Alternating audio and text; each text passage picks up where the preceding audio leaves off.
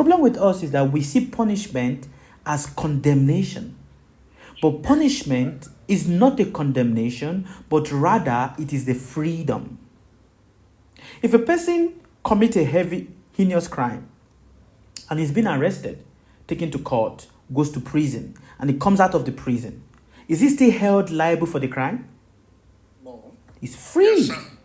He has served the punishment. So punishment is liberation, is freedom to the negative actions that we do.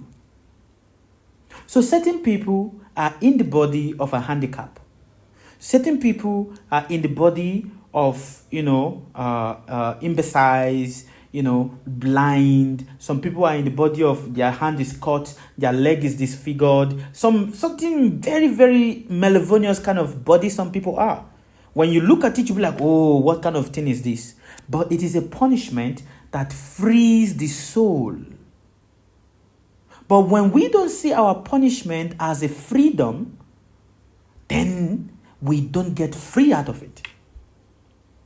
The problem with us right now in today's day and age is that we think that we are innocent. Thank you very much, Orinta. And thank you very much, Goddess of Beauty, for the gift and motivation for the gift. I truly appreciate you guys. The problem with us is that what? We see ourselves that we are innocent. Oh, I'm such an innocent child of God. Why should this happen to me? Hell no, you are not innocent.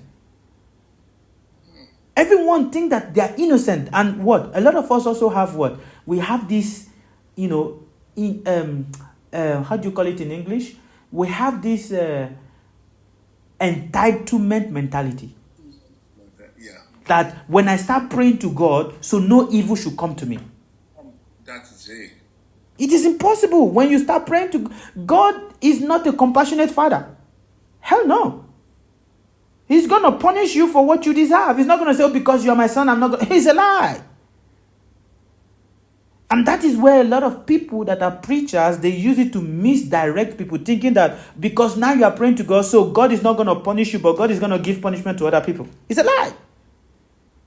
And that is why some people is going to pray. The negative thing that goes to people is not going to come to you. Who told you that? Because what? They are thinking that because you follow me or you pray the way I pray, so what happens, bad thing that happens to other people is not going to happen to you. That is a big lie. And that there is what is condemning us. And that is what our ancestors always let us to understand. To tell you that be good, be truthful, be sincere, so that the universal punishment does not come upon you. But when you are not truthful, you are not sincere, hell, it doesn't matter if you pray from morning till night, you stay on the mountain, you don't stay on the mountain, you go even under the ocean to go and do prayer, the punishment will find you.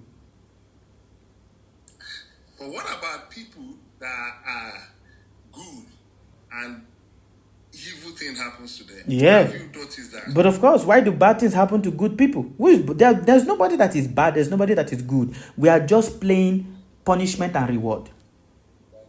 Yeah, I got that. That's it. So if a person is good now and bad thing is because the person was bad before. A good person is a bad person before.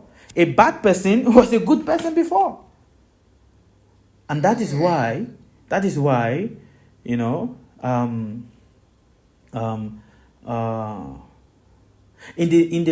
the Tao Te Ching, it says, a bad man is a work of a good man, and a good man is what? The anxiety of a bad man. Do you see that? A bad man is the work of what? A good man. For a person to become bad, it is because someone good did something. Nobody just become bad because people are bad. No. Someone that is seen as good did something, and that is why that person become bad. And a bad man is the anxiety of a good man. That's the reality. Everybody think that they are good. Let me tell you, once upon a time, my teacher told me a story. When he was young, you see, my teacher wanted to be a reverend father in the Catholic Church, and he was a seminarian for a long time. Now there was a Catholic priest that every day he comes to the church and gives sermon in the village. Gives very good sermon. Everybody was so much in love with this Catholic priest. One Sunday, he was supposed to come to the church to give his sermon, But he was riding his bicycle all the way from his house and was coming to the church. And a lorry was passing by and the lorry crushed him. His skull was splattered on the ground. The people in the church were waiting for him. He didn't come. What is happening? He didn't come.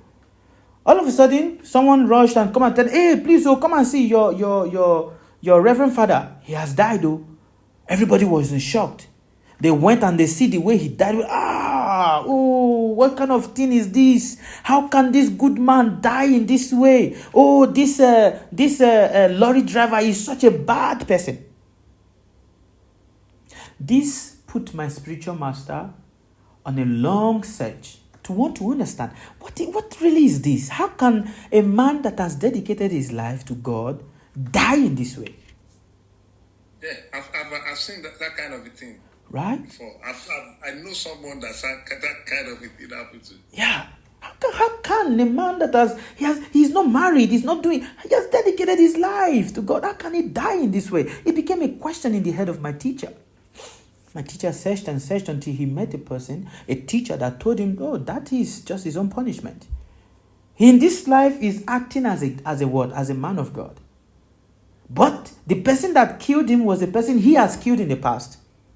And that same way he died is the way he has killed the person in the past. And sometimes some of the people that come to kill us are the animals we've killed terribly in the past life.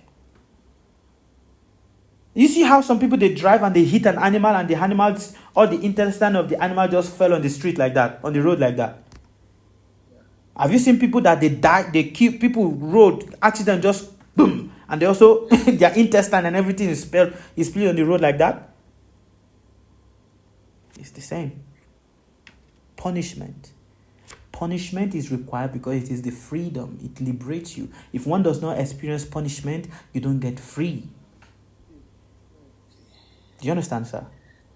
I understand. I got. This is a question